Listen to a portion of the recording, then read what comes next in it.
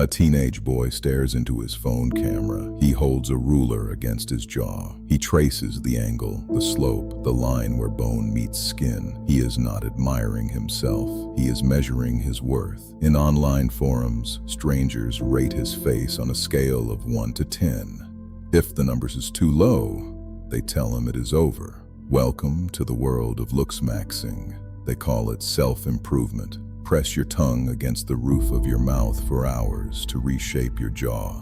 They call it mewing. Strike your own face with hard objects to sharpen your cheekbones. They call it bone smashing. They rate your skull shape, your canthal tilt, your wrist circumference. This is not a fringe hobby. Looksmaxxing content has billions of views across social media. Nearly half of all looksmaxxing videos carry Blackpill hashtags, funneling young men into ideologies of hopelessness. Body dysmorphia among young men has tripled. Boys as young as 13 request cosmetic surgery. The mirror has become the enemy.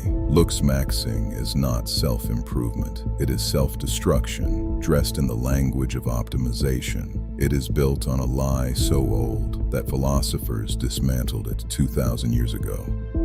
A man born into slavery became one of the greatest philosophers who ever lived. His name was Epictetus. He was lame in one leg from the cruelty of his master, yet he taught the most powerful men in Rome how to think. Epictetus said, "Some things are within our power, and some things are not.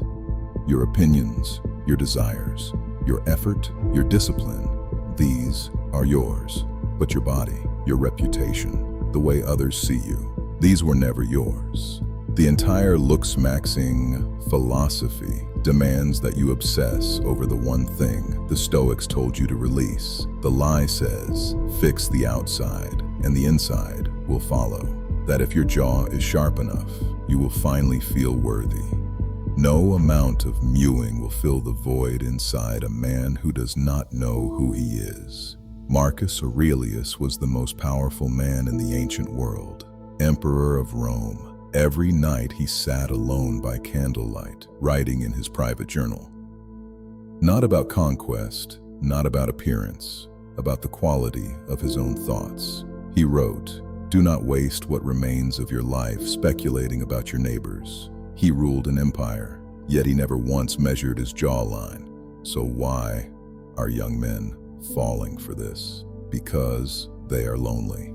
The modern world stripped them of purpose, of community, of initiation. No rites of passage, no elders to guide them, just algorithms designed to profit from insecurity.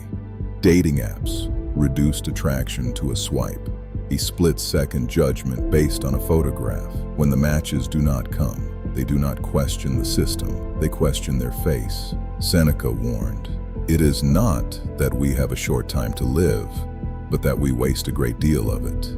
Every hour analyzing your canthal tilt is an hour stolen from building your mind. Every evening comparing yourself to strangers is an evening lost from mastering your craft. Time is the only currency that matters. You are spending it on a mirror. External validation is a bottomless pit.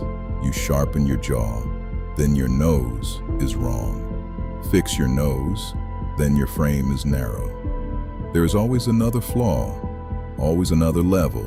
You cannot win a game where the goalposts move every time you scroll. Epictetus said, "No man is free who is not master of himself.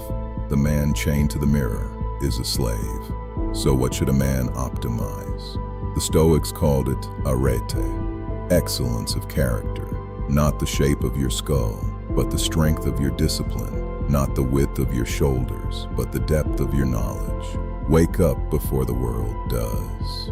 Read books that challenge everything you believe. Train your body not for vanity, but for resilience. Build a skill that makes you dangerous in the marketplace. Learn to speak so that people listen.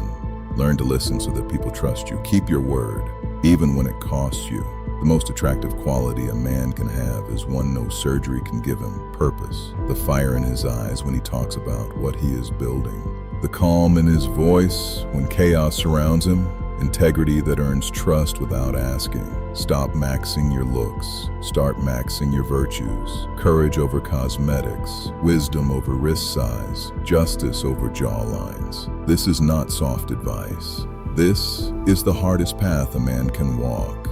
Building character demands you face every weakness you have been running from.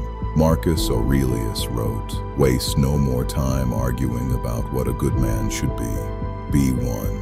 You do not need a sharper jaw. You do not need a wider frame. You need a purpose worth suffering for, and the discipline to pursue it when no one is watching." If this message reached you at the right time, subscribe. Share this with someone who needs it. Empires are not built in mirrors. They are built in the forge of discipline.